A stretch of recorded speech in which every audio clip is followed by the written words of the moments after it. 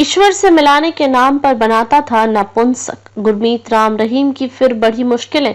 इस मामले में शुरू होगा ट्रायल। साधुओं को नपुंसक बनाने के मामले में सच्चा सौदा। डेरा मुखी को इस केस की डायरी और गवाहों के बयानों की कॉपी सौंपने के पंचकुला सीबीआई कोर्ट के आदेश के खिलाफ दाखिल सीबीआई की याचिका पर पंजाब हरियाणा हाईकोर्ट ने फैसला सुरक्षित रख लिया है।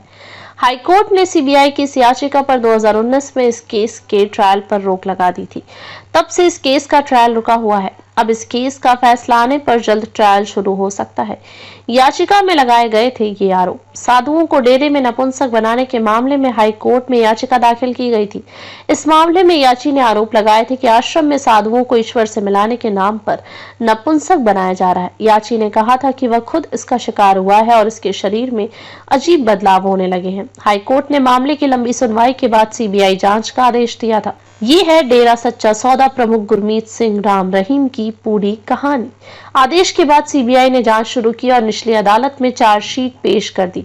तब से यह केस पंचकुला की सीबीआई कोर्ट में चल रहा है। तारीख 16 फरवरी 2019 को सीबीआई कोर्ट ने इस केस की डायरी और गवाहों के बयानों की कॉपी डेरा मुखी को देने का आदेश दे दिया था। सीबीआई कोर्ट के इसी आदेश को सीबीआई ने हाई कोर्ट में चुनौती दे दी थी।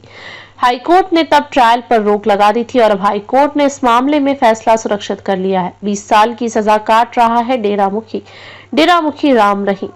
इस समय सुनारिया जेल में 20 साल की सजा काट रहा है। राम रहीम को साल 2017 में अपनी 2 शिष्याओं के साथ रेप के आरोप में उम्र कैद की सजा सुनाई गई थी। इसके अलावा डेरा प्रमुख राम रहीम समेत 3 अन्य लोगों को एक पत्रकार के हत्याकांड में भी दोषी पाया गया था। साल 2019 में राम रहीम को पत्रकार हत्याकांड में कोर्ट ने दोषी ठहराया था। यह भी पढ़े। मुश्किल में राम रहीम, सुप्रीम कोर्ट ने 9 साल पुराने केस में दिया झटका।